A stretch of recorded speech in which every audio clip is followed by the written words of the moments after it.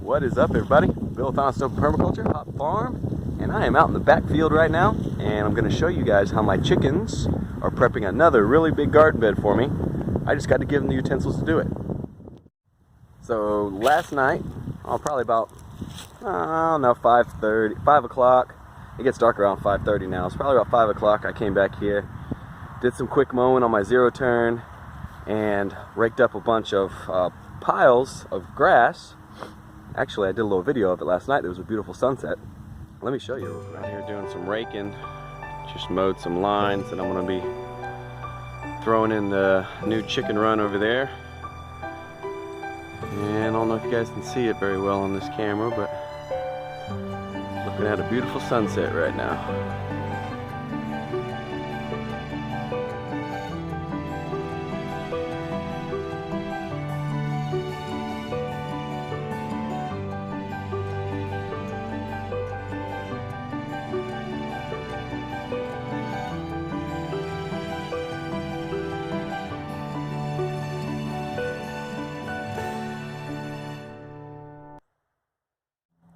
So I mowed, raked up the grass into piles, and today I took the wagon and I filled the wagon up with those piles, and I dumped all the grass clippings. There's a few leaves in it, all the grass clippings and stuff in here to these guys, to the chickens, and made this big pile here.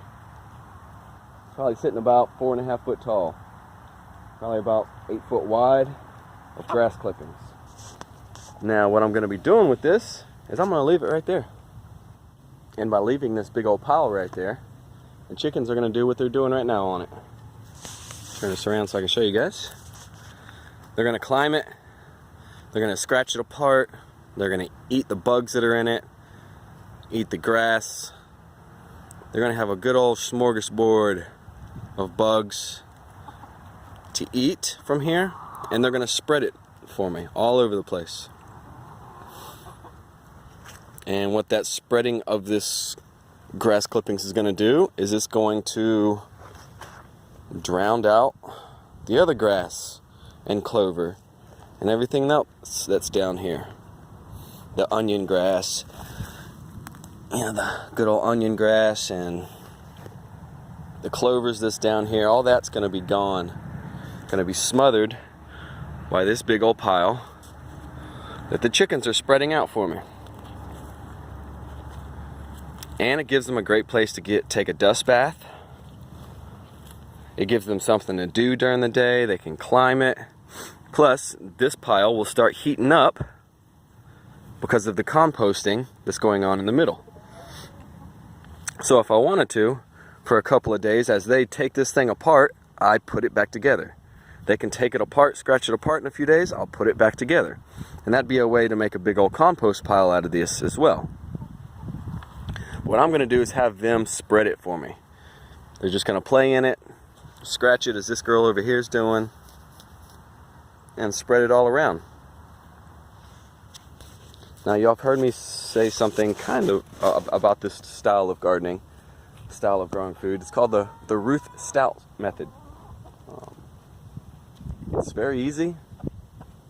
Instead of mowing your grass and then putting your grass clippings by the road for the city to take, put your grass clippings in a pile like this, let them rot down, let them decompose, and then you plant in that area. It's that easy. Don't need a tiller, don't need a tractor, a plow, don't need any of that.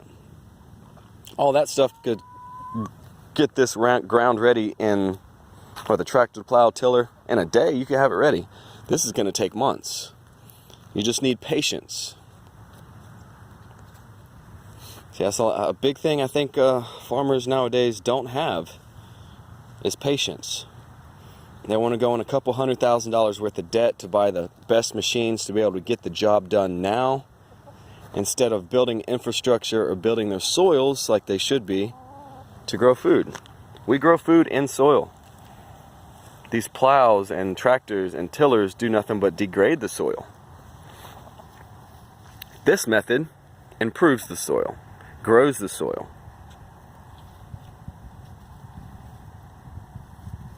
So if you're living in a city like Mr. Citystead.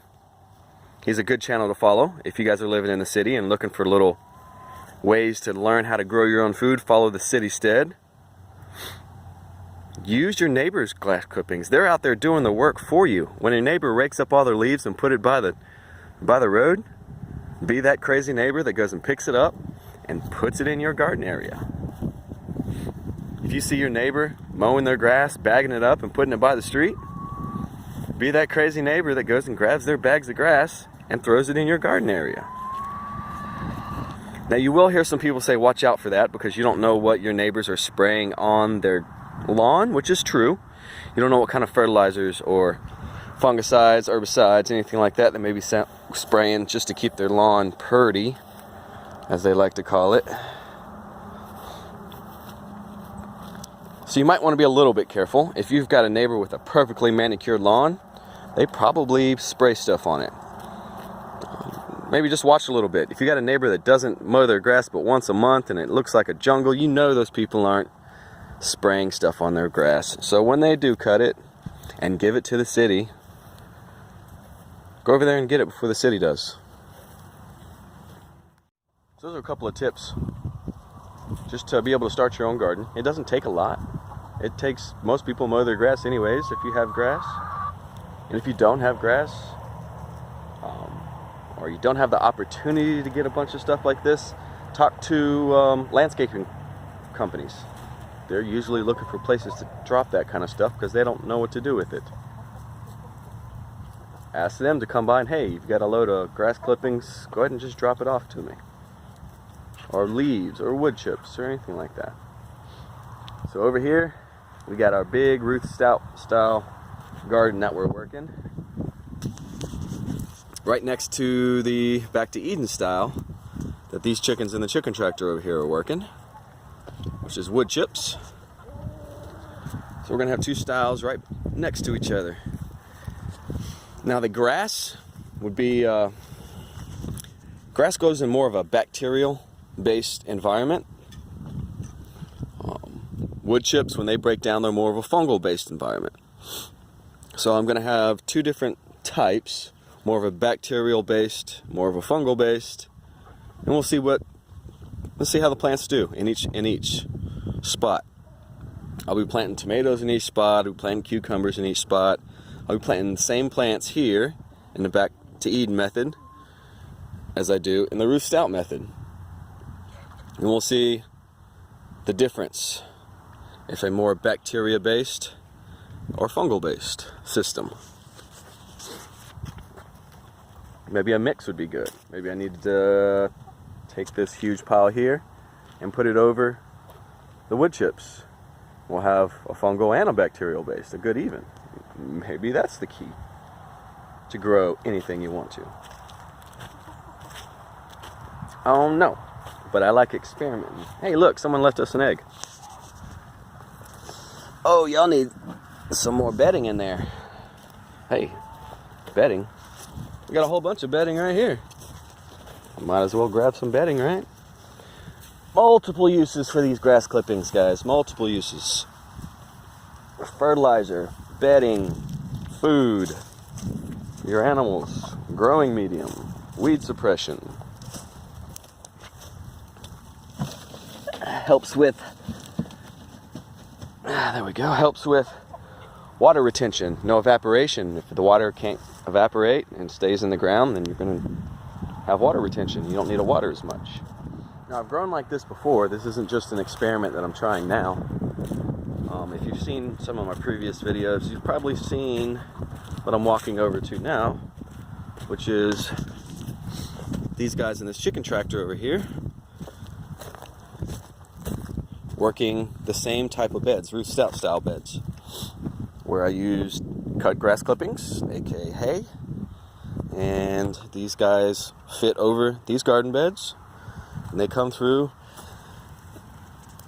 and they scratch up this hay, eat any weeds that are in there, just like over there, any of the seeds that may be in it, they eat that. Here's another way that you could do your Ruth Stout garden beds, is let your chickens work for you in a chicken tractor. and just move them over each bed.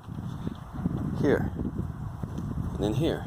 You can see that cardboard over there in the back. I'm going to use that cardboard. Once I move them off here, I'm going to cover this bed with cardboard, and then I'm going to put hay over it, cut grass clippings.